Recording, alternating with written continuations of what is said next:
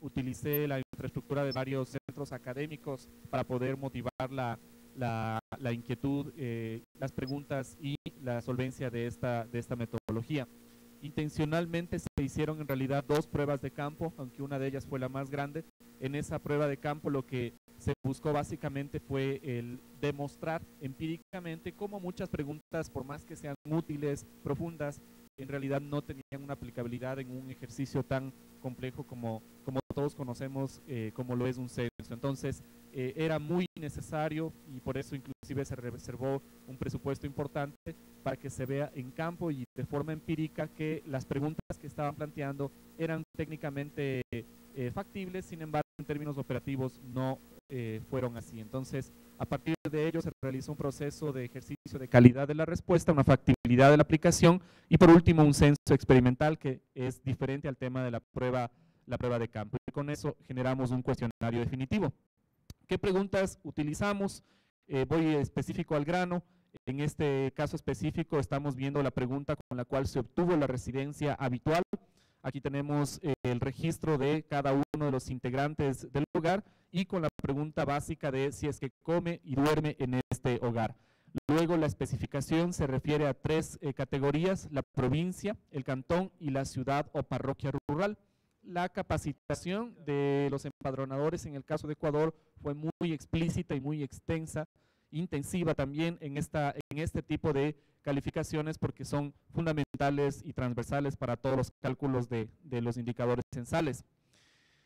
Estas son las preguntas con las cuales se captó la información sobre migrantes internos internacionales. Voy a ir a partir de cada una de ellas, específicamente la pregunta número 11, donde se preguntó en dónde nació, si es que es en la misma ciudad o parroquia donde se hizo el relevamiento censal, y si es que no, nuevamente se consultan los 3 campos: la provincia, el cantón y la ciudad o parroquia rural. Cuando se trate de casos internacionales, lo que se especifica es el país en donde nació para luego codificarlo. Adicionalmente, se consultó el lugar de residencia habitual, como es tradicional en la mayoría de los censos, con los mismos 3 dominios para casos nacionales y una especificación para países en el caso de extranjeros. Y por último, la pregunta que en este caso varió con respecto al 2001, se consultó sobre el lugar de residencia habitual hace 5 años. Estamos hablando en noviembre del 2005. Ecuador hizo su censo 2010 el 28 de noviembre del 2010.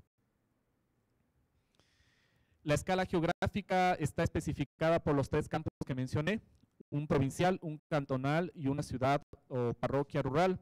Adicionalmente existe la codificación para países internacionales, como ya está estandarizada. Las principales estadísticas y obviamente las matrices respecto a migración están especificadas sobre los 2 niveles, provincial y cantonal. Con esta pregunta se obtuvo la información sobre emigración para ser específicos. Consultamos obviamente para cada uno de los casos si es que a partir del último censo de población y vivienda, una o más personas que vivían en este hogar, en este caso la unidad es el hogar, viajaron a otro país y todavía no regresan para quedarse definitivamente. Si la respuesta era sí, especificamos cuántos eran y consultamos este set de acá. ¿Cuál es el set? ¿Cuál es el sexo de la persona que ha migrado o de las personas? ¿Cuál fue la edad al momento del salir del país? ¿Cuál fue el año de salida?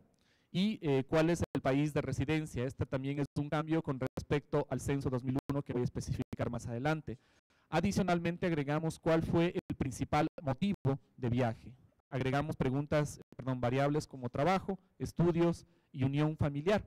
Unión familiar con una especificidad respecto a la migración que nosotros tuvimos muy fuerte en el año 2001 y obviamente en casos de regreso. También hay una categoría para otros.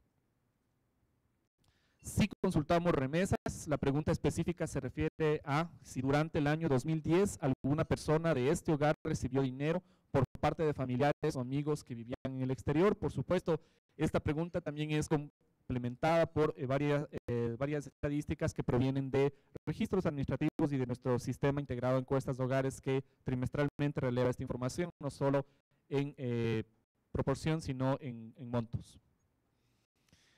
Voy a hablar brevemente sobre las diferencias metodológicas con el censo del 2001. En la columna de la izquierda ustedes tienen el censo que realizamos en el 2001 y en la derecha el último.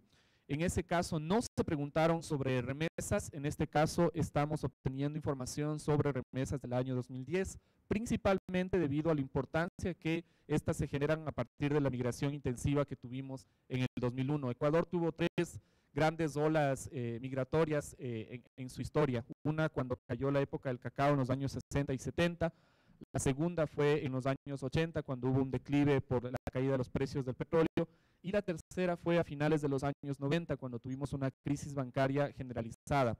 Lo interesante de la última migración, la del 2001, es que es una migración que expulsó compatriotas de todas las zonas del país, no así las dos primeras olas migratorias. En la primera de ellas migró mucha gente especialmente relacionada al campo agropecuario y el cacao de la costa.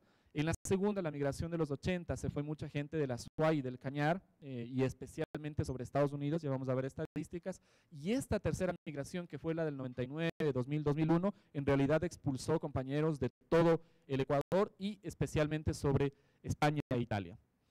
Otra diferencia es esta pregunta. En el 2001 se consultó a partir de noviembre del del 96, durante los últimos 5 años, una o más personas de las que fueron miembros de este hogar viajaron a otro país y todavía no retornan, y en este caso, en el 2010 se consultó a partir del último censo de población y vivienda, es decir, ampliamos esta pregunta a el 2001, una o más personas que vivían en este hogar viajaron a otro país y todavía no regresan para quedarse definitivamente. También hay algunas diferencias semánticas que fueron incluidas después de hacer los test en campo. También cambió la forma de preguntar, simplemente se decía cuál es el nombre del país del destino, en el 2001, y ahora se preguntó cuál es el país de residencia, porque ahí tuvimos un poquito de ruido de información al calcular la información del 2001, porque mucha gente usaba un tercer país como puente para llegar a Estados Unidos, o México, o España o Italia. ¿Cuál es el motivo de viaje? Una pregunta abierta que también creo que generó que perdamos información en el 2001, ahora lo cerramos con insistentes ejercicios de campo donde obtuvimos estas 4 categorías: migración por trabajo, migración por estudios, migración por unión familiar o otra categoría.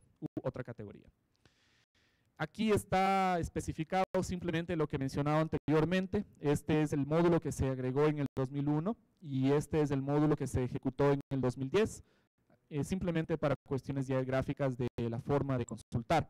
Importante, en el censo de 2010, Ecuador utilizó tecnología de escáneres para la captura de la información. Los 2 censos fueron de hecho, y en los 2 censos se obtuvo toda esta información: sexo, edad al salir del país, año de salida, motivo de viaje, país de destino, con las particularidades y matices que acabo de describir. Lo que sí es importante del cambio es el periodo de referencia, que en el 2001 fue de 5 y en el último es desde el último censo 2001, que significan 9 años. Nosotros ya entregamos los resultados preliminares, también ya entregamos los resultados definitivos y ahora estamos en una etapa muy intensa de generación de información analítica mucho más profunda. Voy a mostrar algo de esa información.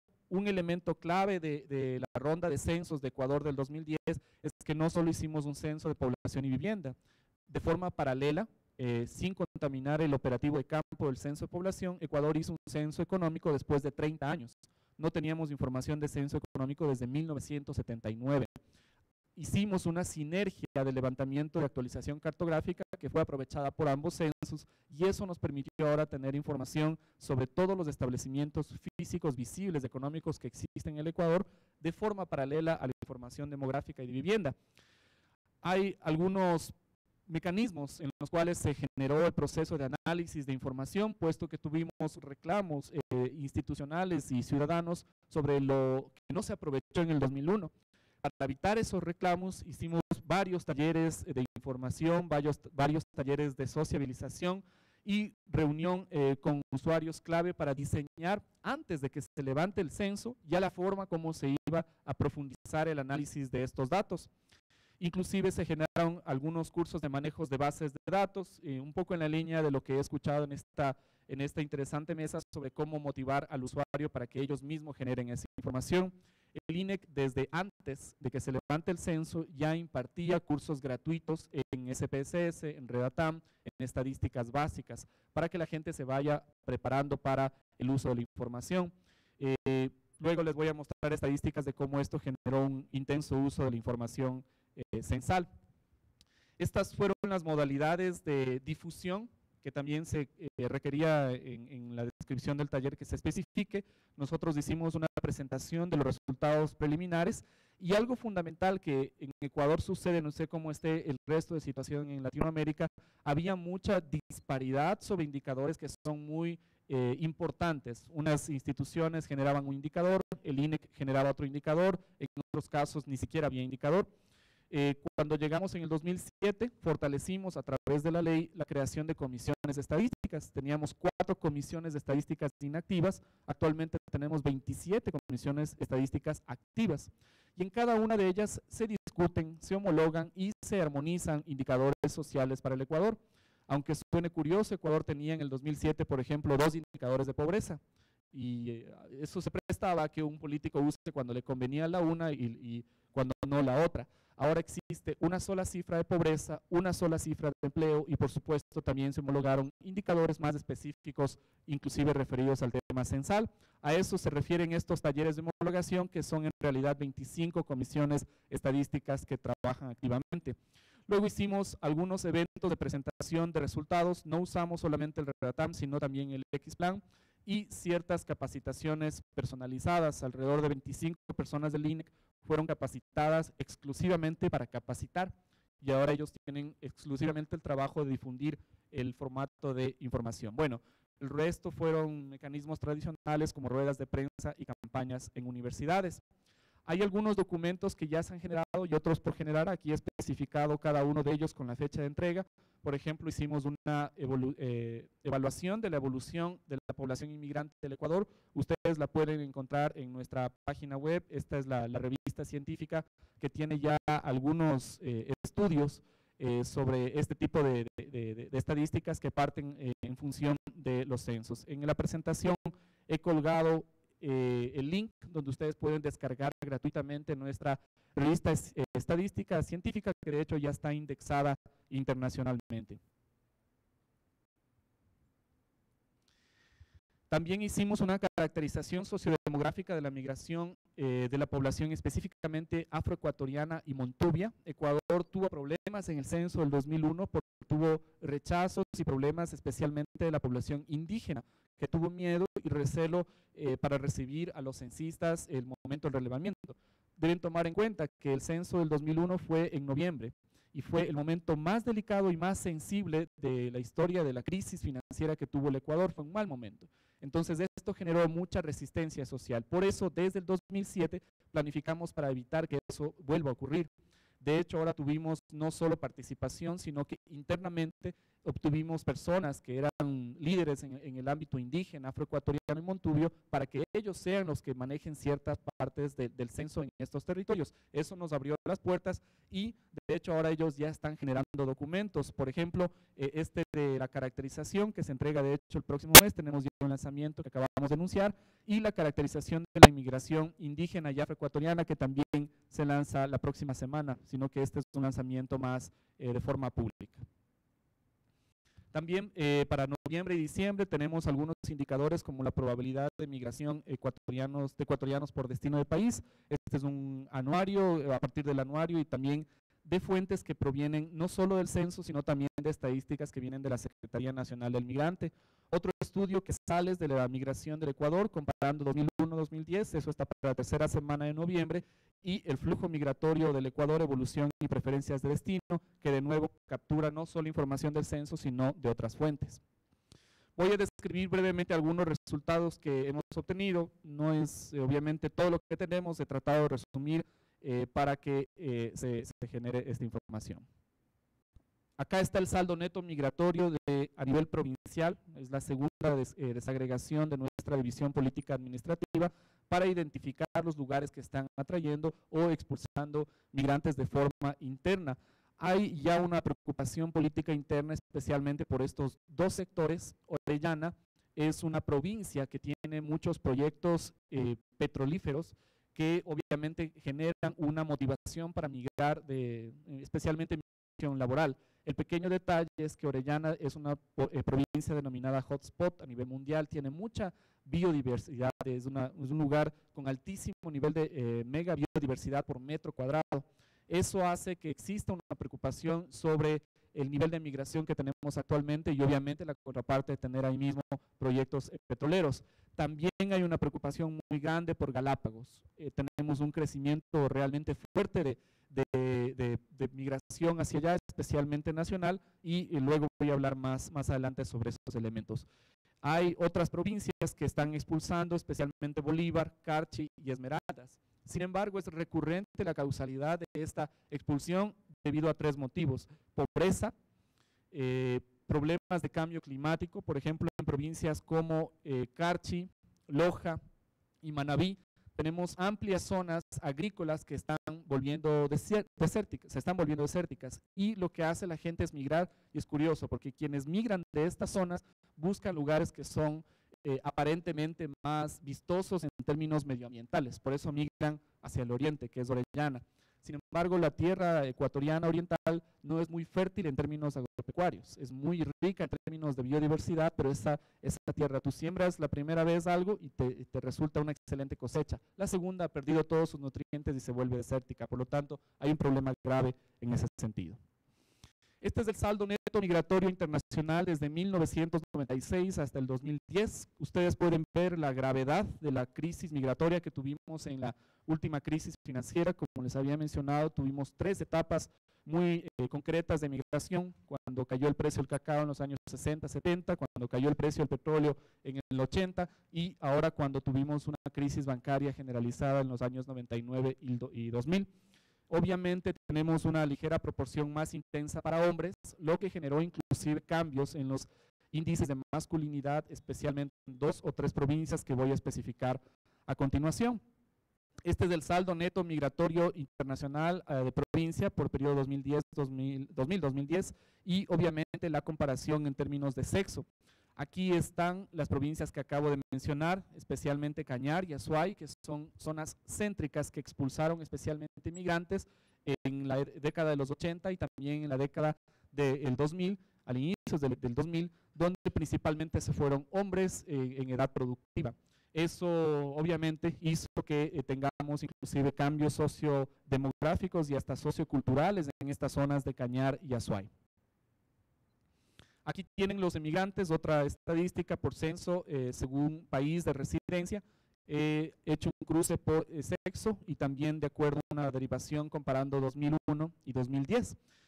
Tienen casos, por ejemplo, como el español, que en el año 2001 encontrábamos 186.811, ahora está en 126.556, a pesar de que el periodo de referencia en el 2001 es de 5 años, es menor al del 2010, los emigrantes son en número mayor que son mayores en el 2001.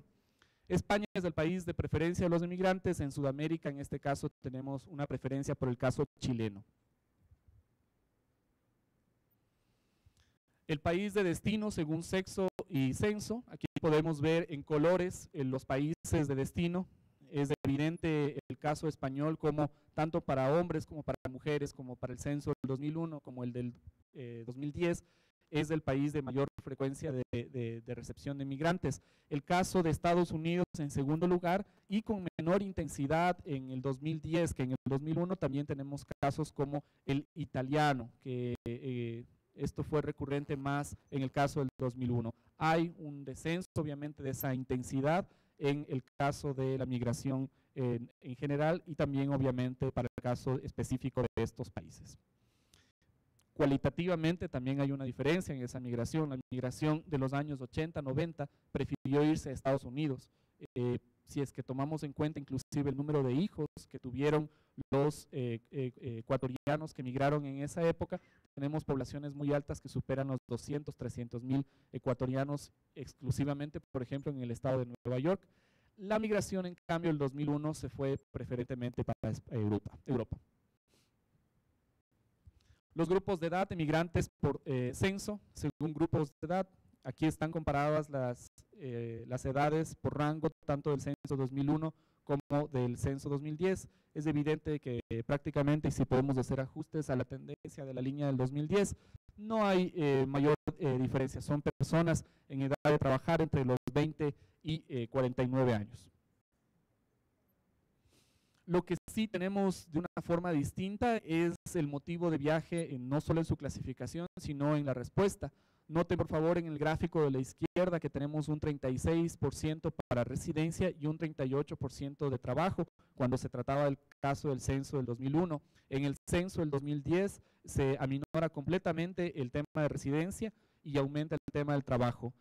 Aparece ya de forma mucho más grande y debido precisamente a ese trabajo que hicimos previo al censo de hacer pruebas de campo, el tema de la unión familiar. 18% de los motivadores de la migración ecuatoriana se refieren a unir de nuevo a las familias que fueron sujetos de migración, especialmente en el 2001. Acá está el motivo de viaje y los motivos de salida, según 5 principales países de destino. Tienen en la primera columna el caso español, en la última columna el caso chileno. Pueden darse cuenta que en realidad las proporciones son prácticamente mayoritarias para los dos casos. Este es el caso de migración por trabajo y este caso de migración por residencia. A pesar de que hay ciertas diferencias en algunos casos, en realidad las proporciones son prácticamente similares. Donde sí es interesante es el caso de la migración por estudios de ecuatorianos hacia Chile y la migración de estudios de ecuatorianos hacia Estados Unidos. Esto prácticamente estoy seguro de que va a aumentar mucho más, especialmente la cantidad de ecuatorianos que están saliendo a estudiar, que es una migración distinta a la migración, por supuesto, por casos de trabajo. Aquí están los motivos de salida, en cambio, para el año 2010. Aquí podemos ver cómo el caso español ya mayoritariamente es por cuestiones de trabajo, pero aparecen otros temas, como les había mencionado, el caso de unión familiar, con una proporción muy importante, y los casos de estudios, muchos más grandes en el caso del año 2010, prácticamente en todos los casos, pero particularmente Chile. Acá están los emigrantes por sexo según año de salida. Hay algunos casos particulares que analizar ya de forma más específica. Sin embargo, ahí llaman la atención algunos casos por la preferencia de la migración por casos de hombres en el año 2000 y en otros elementos ya de acuerdo al tipo de censo que se relevó. Los emigrantes según grupos de edad. No me voy a detener mucho ya en estas láminas. Para aquellos quienes quieran profundizar, les dejo la presentación. Asimismo están los emigrantes por censo y área, según país y sexo del emigrante. Aquí un poco para hacer una especificación también es muy interesante ver las diferencias de la emigración urbana y rural por el país de destino, porque eso también ya se deriva de una predefinición sobre sus expectativas de migración. Recuerden que hemos encontrado estas 3 causas: los temas ambientales, los temas de pobreza y también los temas de trabajo, que no necesariamente es el mismo que el tema de pobreza. Esos 3 motivos obviamente generan una decisión distinta al momento de decidir hacia dónde migrar. Los emigrantes por área y según grupos de edad, aquí ustedes pueden ver la clasificación urbana y rural, obviamente con ciertas diferencias de acuerdo a la familia que los está acompañando en caso de que se decidan ir juntos. Y en el caso del 2010, cómo esa variación cambia, especialmente para las personas adultas mayores. Aquí está una especificación de acuerdo a la provincia que tiene el Ecuador, tanto para el caso 2001 como para el caso 2010. Hay ciertas diferencias que ustedes ya pueden notar, especialmente en las primeras provincias que tuvieron una migración más que todo por impacto económico, y algunas otras diferenciaciones para el caso de Carchi, que ya no tiene una relevancia tan fuerte en comparación con el resto de provincias. Bueno, acá está el porcentaje de migrantes con respecto a la población empadronada. Noten la severidad de la migración de los años 80, que eso hace que todavía sean las provincias con mayor proporción de migración de esa zona. El resto de migraciones más se refieren a salidas de ecuatorianos en la ola migratoria del año 2001, 99, 2000. Acá hemos hecho un simple gráfico de pirámide poblacional comparando la estructura poblacional nacional, y a su derecha tienen la población de extranjeros empadronados en el censo, con particularidades que ya son predecibles en la mayoría de migraciones que vienen por cuestiones de trabajo y acompañados con sus hijos en algunos de los casos. También hay este tipo de particularidades. Noten que aquí en el caso de la izquierda está graficado el censo de 1990, el censo del 2001 y el censo del 2010. Hay ciertas particularidades cuando hacemos este análisis por ciertas regiones, por ejemplo el caso de Galápagos, que ya está generando cierta expectativa sobre ese crecimiento poblacional que generó la migración, especialmente en el año de 1997, cuando se reformuló la ley específica para Galápagos. 2-3 meses antes de que entre en vigencia esa ley, toda esta proporción de personas migraron de forma urgente allá para obtener el estatus de migración legal. El principal atrayente es la situación económica. Por ley, desafortunadamente, se decidió en el año 1998 que cualquier persona que trabaje en Galápagos gana inmediatamente el doble de salario que en el continente. Por supuesto, eso hizo que genere una migración por trabajo que ahora estamos sufriendo las consecuencias, y también el callejón de sin salida de cómo revertir esa decisión. Lo interesante también de este trabajo es que ahora podemos cruzar con información del censo económico. El censo económico también genera información desagregada de forma microterritorial, con la característica de que obviamente la unidad de medida no es la población ni la vivienda, sino las unidades económicas, que no se refieren a empresas. Ojo, eso hay que tener una diferenciación muy importante. No es la marca o el RUC o la empresa, sino los lugares físicos donde está la empresa. Por ejemplo, yo puedo ser dueño de un banco que tengo una empresa registrada, pero el censo económico me registra las 25 sucursales y su intensidad de tamaño en cada uno de los territorios. Por eso podemos generar este tipo de información. Aquí simplemente he graficado la información que a través de la web puede capturarse de forma simple y gratuita, sin que nadie tenga que pagar nada. Por ejemplo, la intensidad de población emigrante con respecto al total de la población, fuente censo de población.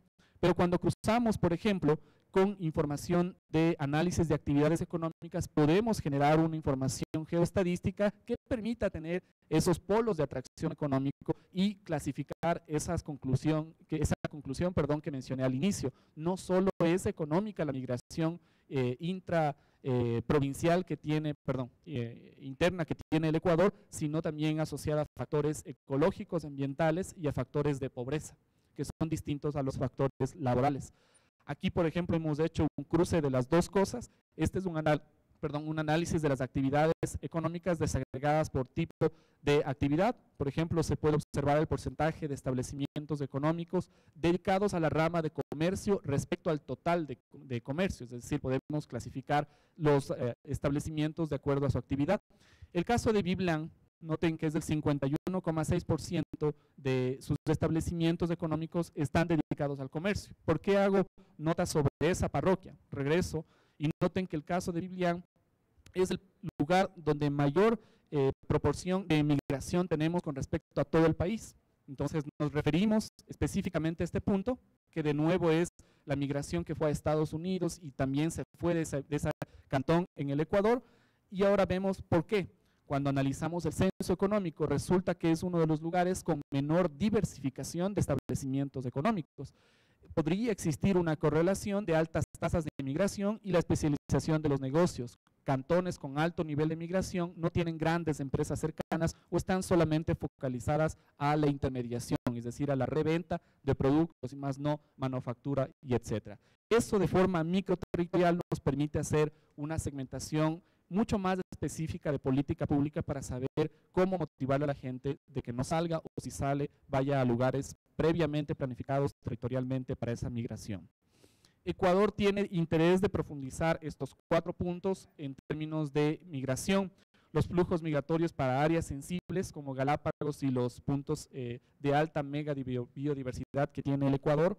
También una tipología de migración internacional, debido a que Ecuador también geográficamente recibe mucha migración colombiana debido al conflicto que tienen en el sur del país por temas por todos conocidos. De hecho, Ecuador en términos de refugiados es el país que mayor cantidad de personas recibe a nivel mundial. y eso se refiere específicamente a la frontera norte, puesto que hermanos colombianos migran al Ecuador de forma muy intensa. La relación y estrategias de aprovechamiento del bono demográfico, ya nuestra pirámide y de forma muy similar a lo que está sucediendo en muchos otros países de Sudamérica. Estamos entrando formalmente en el 2013 a la etapa de bono demográfico y ahí necesitamos mucha más profundización y estamos asignando recursos para generar análisis más específicos de ese tema.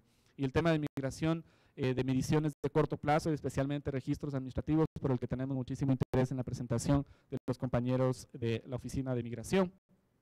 Hasta ahí tenía la presentación, he agregado simplemente 2 láminas de cómo resolvimos el tema de movilidad pendular, porque tuve varios políticos de ciertos sectores que son muy intensos, pidiéndome muchas más preguntas para que incluyamos en el censo de población sobre movilidad. Lo que me resultó una buena negociación política es el de generar otra encuesta que específicamente levante información de movilidad pendular y no contaminarle al formulario del censo. Aquí está una especificación metodológica, las preguntas que no solamente se refieren si se mueven, sino cuánto tiempo se demoran, para qué se van y cuáles son los lugares más específicos. Por supuesto que sí es una debilidad en comparación con un censo, pero por lo menos respondía la respuesta a la inquietud o a la expectativa política. Les dejo esta pregunta, pero lo interesante, solamente me detengo en esta lámina. Por ejemplo, nos ayudó a capturar información de los motivos de población flotante que ingresan diariamente a Guayaquil, que en realidad es el cantón que más puya política me causó este tema, y también las salidas, que es importante tomar en cuenta, porque no solamente es la gente que ingresa, sino la gente que sale diariamente, y tener un saldo, una especie de saldo, por así decirlo, de migración flotante o de población flotante que viene ya sea por cuestiones de estudios y por cuestiones de trabajo. Lo particularmente interesante de esta investigación es que permitió también dar argumentos para poder negociar políticamente entre esas autoridades, porque se descubrió que sí, mucha gente entra, pero también se descubrió que mucha gente sale, y adicionalmente, al generar una tipología de las personas que tienen población flotante que ingresan a la ciudad, nos permitió visibilizar que esas personas no solo vienen para consumir, sino también vienen para generar trabajo, para pagar impuestos y obviamente para generar mayor actividad económica en esta ciudad. Ahora, con esta cuantificación y cualificación, nos permite tener una noción mucho más clara de ese tema.